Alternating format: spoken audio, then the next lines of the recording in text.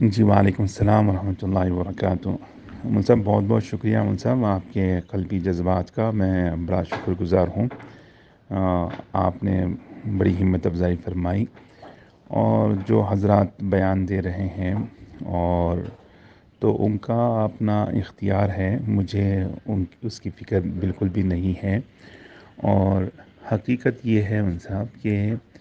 میرے پیر و مرشد حضرت ابوالخیرات سید انوار اللہ شاہ نقشبندی مجددی و قادری نبیر محدث دکن علیہ الرحمہ خواب میں تشریف لائے تھے جب میں امریکہ میں تھا۔ تو حضرت کے خواب پر میں نے جو ہے اپنی جاب ریزائن کی۔ حضرت کا خواب تھا، وہ خواب میں حکم تھا کہ میں ریزائن کروں اور پاکستان جاؤں۔ تو حضرت کے حکم پر، اشارہ منامی پر، میں نے اپنی جاب جو ہے ریزائن کی، اور میرا جو سینٹر ہے امریکہ میں وہ سب سے کریم، یعنی امریکہ میں ایسی کمیونٹی نہیں ملتی کسی کو جو سب سے ایلیٹ کمیونٹی ہے۔ 25-30 ڈاکٹرز میری کمیونٹی میں ہیں، اور پورا اسٹینڈرڈ ہائی فائی جو ہے میرے سینٹر میں ہے، اور بہت بہت زبردست کمیونٹی میری ہے، اور پورے کمیونٹی جو ہے بڑی متفکر ہوئی میرے ریزائن کرنے پر۔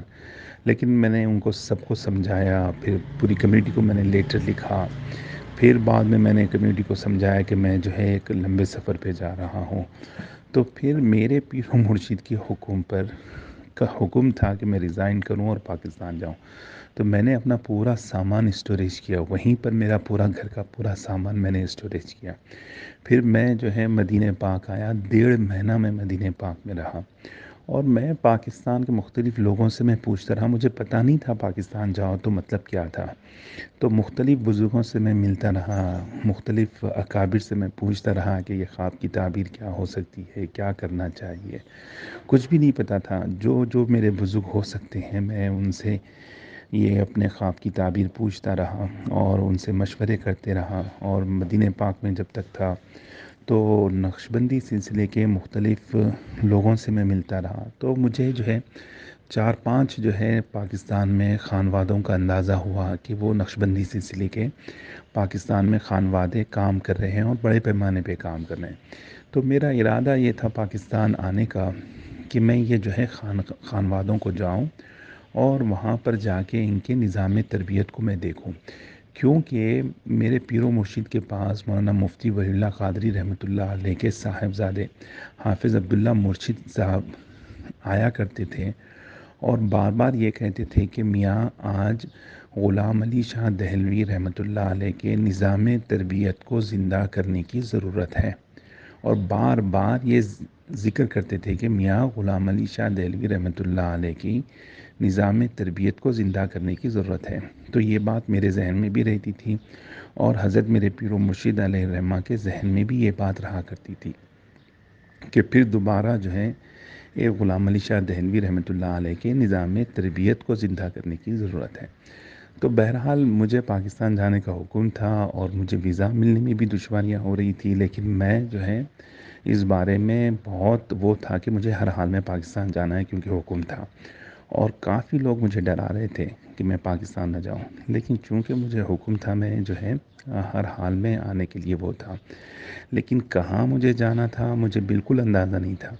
تو میں 3-4 جو ہے خانوادے میرے ذہن میں تھے کہ میں ہر خانوادے میں 4-4 دن 8-8 دن میں جو ہے قیام کروں گا، اور ان کے نظام تربیت کو دیکھوں گا اور اندازہ کروں گا۔ نہ میں کسی سے مرید ہونا چاہتا تھا، نہ میں کسی سے خلافت لینا چاہتا تھا۔ اسی اثناء میں میری ایک ملاقات جو ہے حضرت سلمان بجنوری صاحب سے ہوئی، اور ان جو ہے پیر ذوالفقار نقشبندی صاحب کے خلیفہ ہیں۔ انہوں نے مجھے بتایا کہ آپ پہلے حضرت پیر ذوالفقار نقشبندی صاحب کی خانقاہ کو چلے جائیں، کیونکہ حضرت کا پلان جو ہے سفر کرنے کا ہے، اگر آپ تاخیر کریں گے تو ان سے ملاقات نہیں ہو پائے گی۔ تو اس لیے میں پہلے جو ہے حضرت قبلہ کے پاس آ گیا، جھنگ کو جو ان کی خانقاہ ہے میں وہاں پر آ گیا۔ تو جب میں وہاں پر آیا، حضرت قبلہ سے میری ملاقات ہوئی، تو آپ یقین جانیں کہ وہ بہت بزرگ ہیں، بہت عظیم بزرگ ہیں۔ اور جب 2011 میں حضرت پیر ذوالفقار نقشبندی صاحب حیدرآباد تشریف لائے تھے، اس وقت ہماری ملاقات ہوئی تھی، اور اس وقت ایک وفد تھا جو میرے ساتھ میں، جو ہم ملاقات کیے تھے وہ بڑا اہم گفتگو ہوئی تھی ان سے، اور بڑی جو ہے وہ بزرگانہ کیفیت اسی وقت ہم جو ہے احساس کر چکے تھے۔ اور پھر جب میری ملاقات ہوئی جھنگ میں، تو میں پہلی ملاقات میں کافی متاثر ہوا ہوں، اور وہ شخصیت ہے جو پاکستان میں جتنے نقشبندی مشائخ تھے ان سے انہوں نے حد درجے استفادہ کیا ہے، اور وہ اپنے اکابر نقشبندی بزرگوں کا نچوڑ ہے، اور ان کی صحبت میں رہنا گویا کہ پاکستان میں جتنے اکابر نقشبند رہے ہیں ان سے فیض پانا تھا۔ تو میں نے اس کو غنیمت جانا، اور ان کی خانقاہ میں جو ہے رہ گیا جب تک کہ وہ سفر پر نہیں جاتے۔ میں نے طے کیا کہ جو ہے ان کی صحبت سے استفادہ کرنا چاہیے اور اکتسابِ فیض کرنا چاہیے۔ نہ میں مرید ہوا، نہ ہی میں جو ہے خلافت کا خواہش مند تھا۔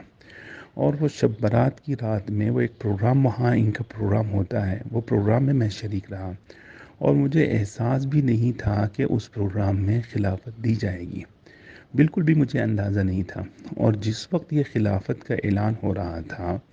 اس وقت تک بھی مجھے احساس نہیں تھا کہ وہ خلافت ہوگی، اور اگر میرے پیر و مرشد کا حکم نہیں ہوتا پاکستان جاؤ، اگر یہ حکم میرے پیش نظر نہیں ہوتا تو میں وہ خلافت لیتا بھی نہیں تھا۔ یہاں تک کہ صدر الشیوخ علیہ الرحمٰن نے مجھے خلافت دینے کے لیے کہا، حضرت نے فرمایا تھا میاں خلافت لے لو، تو میں نے خلافت نہیں لی صدر الشیوخ علیہ الرحمٰن سے، یہ کہہ کر کہ میں حضرت انوار اللہ شاہ کا مرید ہوں۔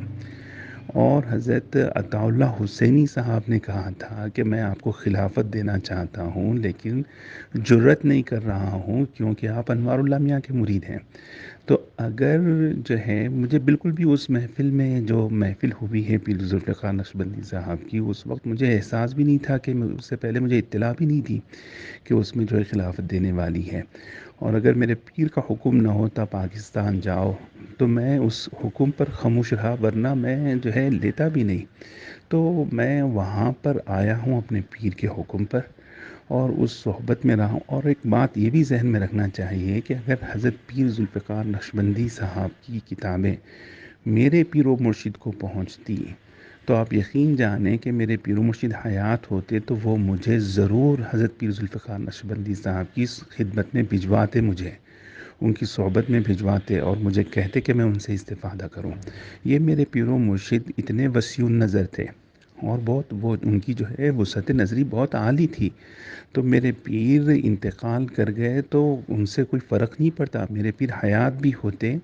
اور پیر ذوالفقار نقشبندی مدد ذیل علی کی کتابیں ان کو پہنچتی تو وہ مجھے ضرور بھجواتے اور کہتے کہ میں ان سے جو ہے قصب فیض کر کے واپس آؤں۔ یہ میرے پیر و مرشد کی جو ہے وسعت نظری تھی۔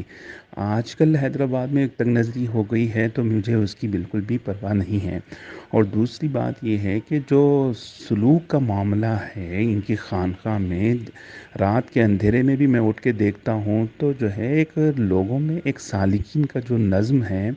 رات کے اندھیرے میں بھی وہ ذکر کر لیتے بیٹھتے ہیں، مراقبہ کرتے بیٹھتے ہیں، تہجد گزار یہاں پہ لوگ ہیں۔ ایک عجیب سلسلہ ہے، ایک نظام تربیت یہاں پر قائم ہے، غیر معمولی نظام تربیت ہے۔ اللہ سبحانہ و تعالیٰ نے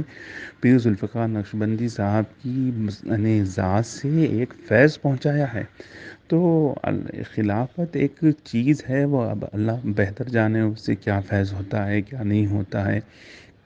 لیکن ان کی صحبت میں